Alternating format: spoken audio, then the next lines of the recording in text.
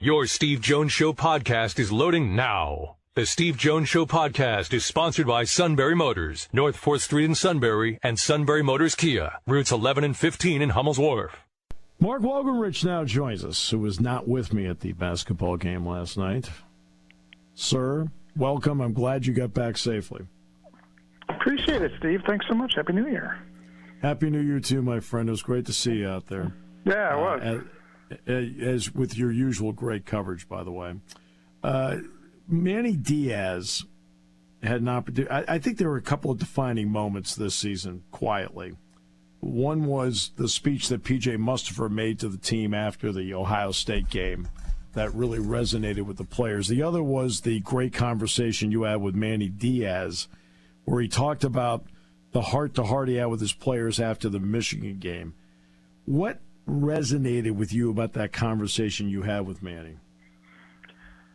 It was reminiscent in a way of like 2016 with Manny. You know, Manny obviously has no tie to that season 6 years ago, but you could pull out some threads of a similarity in that there was kind of like this, after the 2016 game, the Penn State at Michigan, I remember the players talked about on the plane. I think Trace McSorley said stuff like, we had to decide what direction we were going to go in. And that's exactly what Manny said in California about that game. It was interesting. I remember, like, James Franklin after the Michigan game said, we need to get bigger, we need to get stronger up front, especially, on the defensive line. And Manny said, we watched the film, and it wasn't necessarily that. It wasn't necessarily size that did us in that game. It was more trust. It was more players, not that they don't trust the system, but that they weren't doing the things they were supposed to be doing. So everybody else didn't have trust that somebody was going to be in the right position. Simple things like that. So, filling gaps, manning your responsibilities, not trying to freelance a play. And that was where his conversation came to. That was the time we heard it, during the season, that the defense kind of watched that film as a unit. And then they came out of it, and Manny Diaz says, okay, where are we going to go? Which direction do you guys want to go in? Do you want to play the defense that we're going to play, or do you want to go freelancing all over the place? And I saw what happened after the fact. Even in that Ohio State game, for the most part, short field touchdowns, things like that, still were pretty good. And for the rest of the season, besides, a couple of lapsed tackles here and there, and especially a little bit in the Rose Bowl, they were on point. I mean, they did things that they were supposed to do.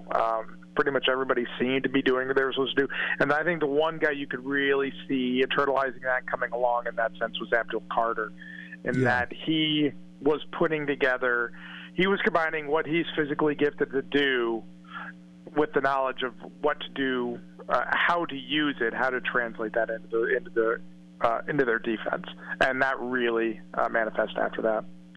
Because there were a couple of guys in that Michigan game that were having alignment issues. And this is where you're talking about the trust part of it. You had other guys then not trusting it, thus trying to make up for it instead of just doing their job. And I think that's what he was probably getting down to there. Yeah, it's not that he was saying guys didn't, it's just that they didn't trust each other, that they couldn't do their job. Right. It's right. You just had there were certain young players. There were still, there's still young players playing in that game. So if somebody in the gap is not filling the gap next to you, maybe your inclination is to go to the A gap or something like that, or try to cover a zone that you're not supposed to be in because you see an empty space there. You're trying to overperform in some ways, and that's a correctable thing for coaches. And then if they find somebody who's trying to overdo something, they can then turn around and say, look, just your job. Focus on your job. And that's exactly, I think, what he was saying. Right, and that's what it comes down to. Now, you watch the game on Monday, and as it's playing out, what were some of the thoughts as you watched it play out? Some of the things I was thinking were, first of all, Sean Clifford was so good on third down. There was a lot of control to that. I didn't think I was thinking this until the big play.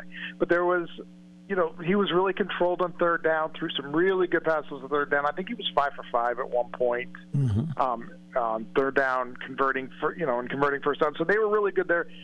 Then they would try to go hurry and get into that tempo, and it just didn't quite work. I mean, I think he maybe just missed Mitchell Tinsley on a deep ball. So they were getting. I think where it looked like they wanted to run that tempo on first down, weren't quite getting there, and then you saw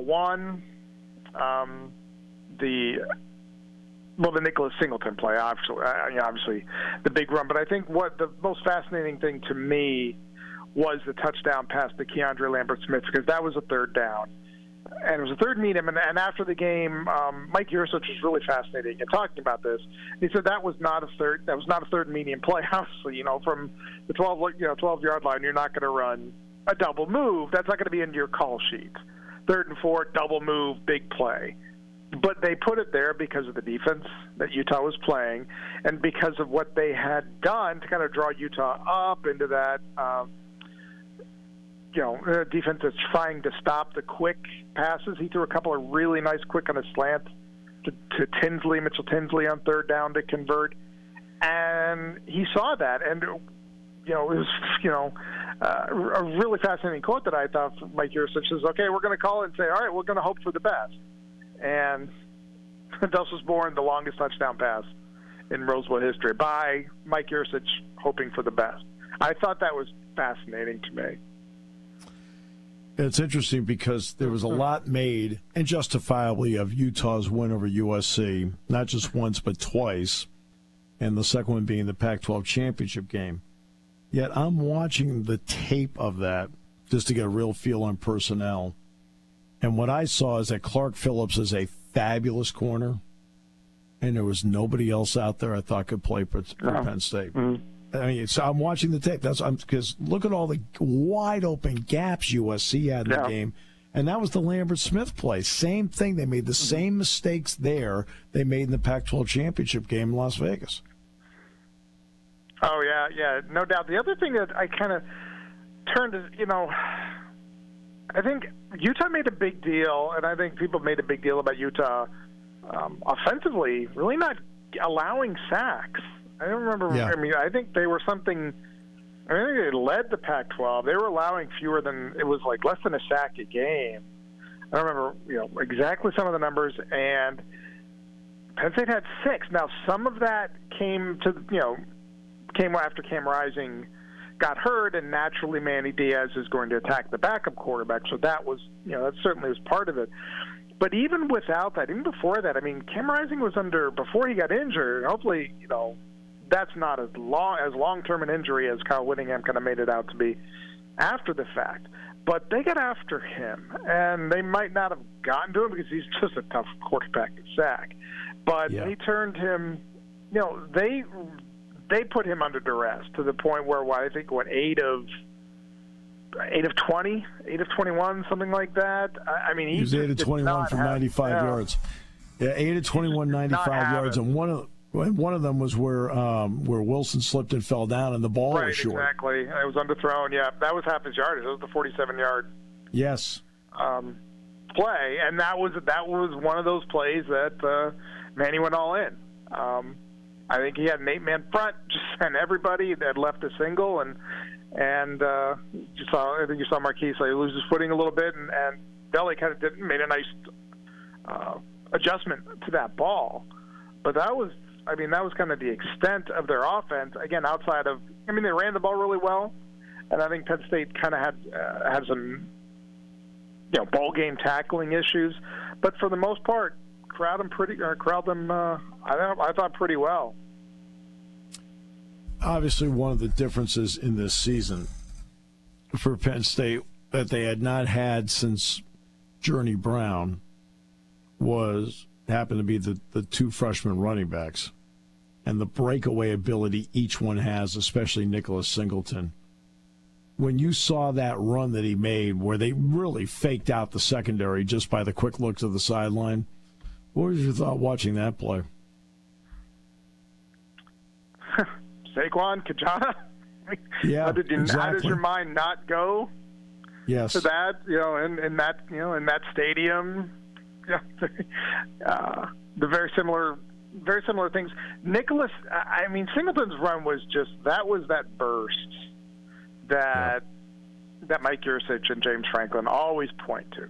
That when he can just get into that gear, he can go. And I thought one fascinating thing, I think it was Brenton Strange after the game, a really interesting point he made was that Sean Clifford did something at the line of scrimmage. I'm not exactly sure. I got to fuzzy about what he was saying.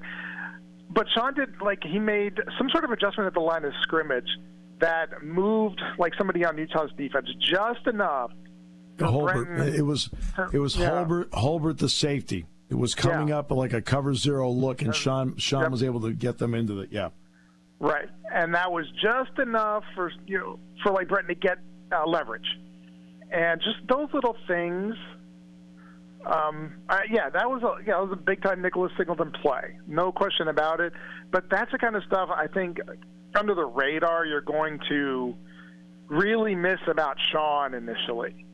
That those kinds of things that he was able to do. I mean, I think he on the third down throw to Lambert Smith, he was kind of nudging for that play too, based on what he was seeing from their defense. That they were giving up, that they were going to now come in and try to take away the medium throws, and they knew they were going to have it. Like you said, there was a corner that Keandre could beat.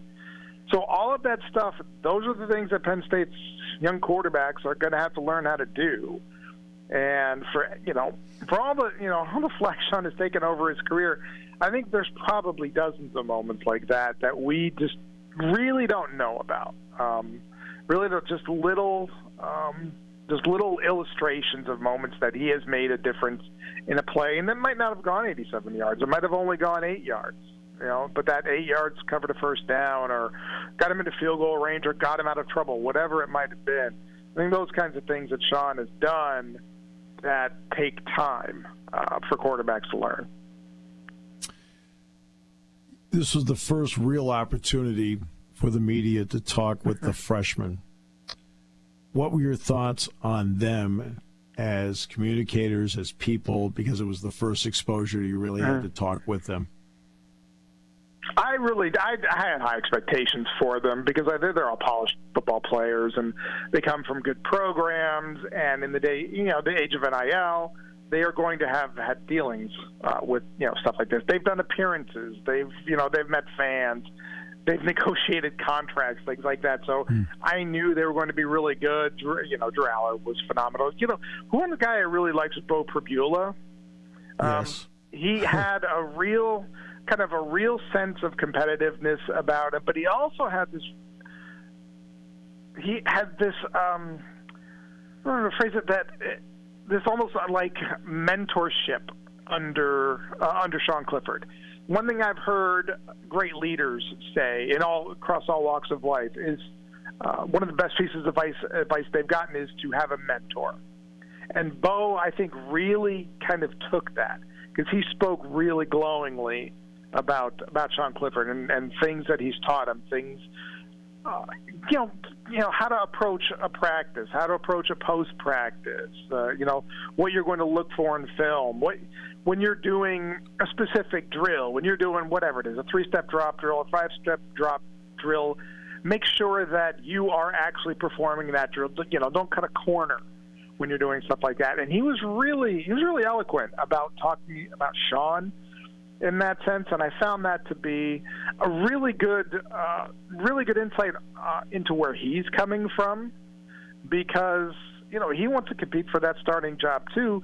So he took it upon himself to, I'm not saying that Drew didn't, but it just in discussing Sean with Bo, he really kind of he tried to make himself available as much as possible to Sean, and I think Sean really appreciated that. And he said he developed a really good relationship with him. And they're 6 years apart. That's a tough age difference. That's the kind of thing when you're 24 that you just kind of want to dismiss an 18-year-old. But Sean did not do that. I mean, he really went big brother on him good, and I think that's going to pay a lot of dividends for Bo. Moving forward, because obviously they'll be back in class on Monday. Eventually, winter workouts will start, then spring practice. What are some elements you're looking for already with this football team that everyone needs to be watching for as they move forward and develop? Yeah. I think that, basically what I just said about Bo is going to extend with the quarterbacks, with Drew and Bo. When are they going to be able to do those little things that Sean can do? I mean, we've watched Drew throw the ball, and it's pretty awesome stuff to see what he can do throwing a football. But how does he manage a football game? This is one of the James Franklin's biggest praises of Sean, is that he manages a football game, and that kind of sometimes that gets taken as a pejorative, that you're calling a quarterback a game manager, and that's a negative thing, and maybe in some cases it is, but there's a lot of positives to that. You can be a phenomenal thrower of the football, and if you're not a good game manager, it doesn't matter that you can throw the ball 65 yards on 3rd and 8 if that's not the right play that you're supposed to be running on 3rd and 8. So that, to me, is going to be the main thing. And then I think the two guys on defense that I think are going to be so important for them to try to figure out a way to manage without P.J. Mustipher and Jair Brown. I thought it was phenomenal that Sean and Jair Brown finished out the careers the way they did. Jair had a phenomenal game. He had a phenomenal Yes, season, he did. But that was an unbelievable football game from a guy I thought might play 30 snaps. The kind of thing that James Franklin had said throughout the week. Well, with the guys who are leaving, we can manage snaps for them. And Jair was on the field most of that game. I know that there was some, they had an injury at the other safety spot, but Jair played, and he went all out in that game, and he had an absolutely phenomenal Rose Bowl.